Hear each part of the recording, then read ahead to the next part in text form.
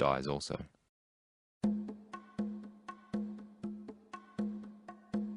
Over this time, Muhammad leads the caravans, spends time at the Kaaba, and in retreat in his cave. He is in the cave. Muhammad is now 40. From the silence and into Muhammad's trance-like state, Muhammad hears a voice. Recite. What? Who are you? I can't write. I am not a reciter. Recite. Who are you? I don't read. I can't recite. Muhammad sees a figure of a man speaking now. Muhammad convulses slightly, as though the figure is grabbing him and squeezing him. The atmosphere swirls. A fear grips Muhammad. Recite. Recite in the name of thy Lord who created. He created man from a clot of blood. Recite, and thy Lord is the most bountiful.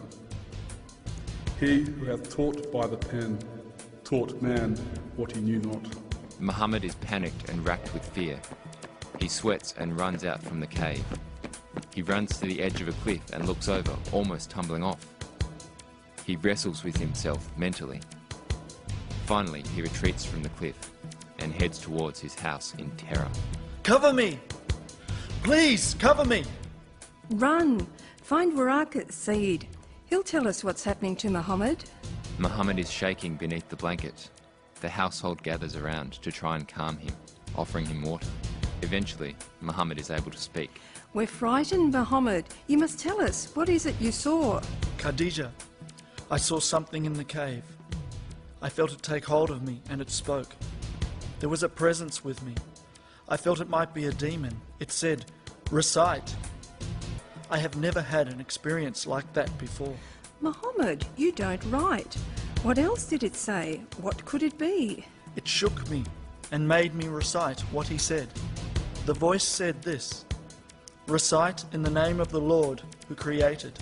He created man from a clot of blood. I ran. I felt it might have been a demon. Waraka will bring some clarity soon. He will interpret what you heard and saw. Saeed has gone to find him. We'll get some answers, Muhammad.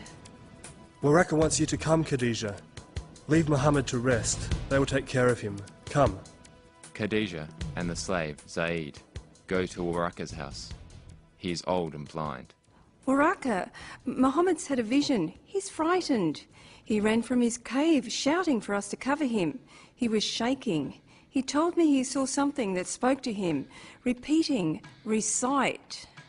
Holy, holy. Moses was called by God. He was appointed a prophet of his people. Now we have this sign. I feel Muhammad has been blessed.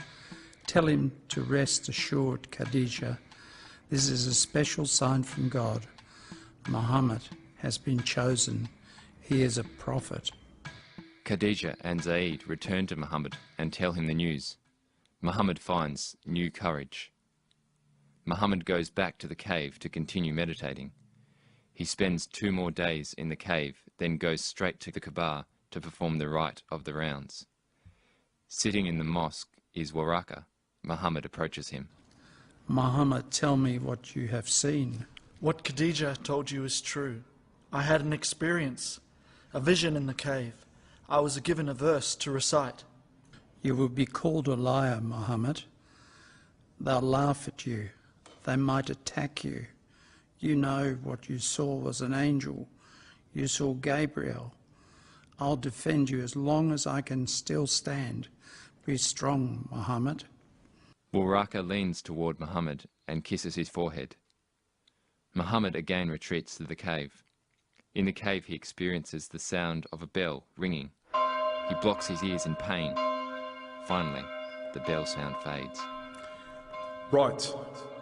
Write my knowledge of creation. Zaid appears at the cave entrance, carrying some food. Muhammad, are you all right? I didn't mean to startle you. It is time you had a meal.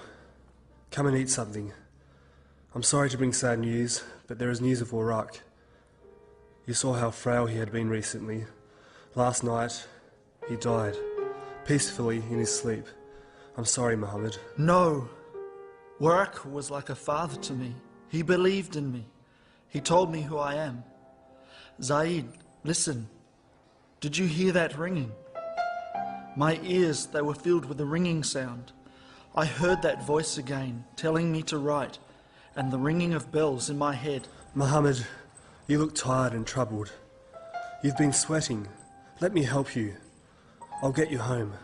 I believe in you, Prophet. You're kind, Zaid. It is time for a meeting. I need to proclaim what I've heard.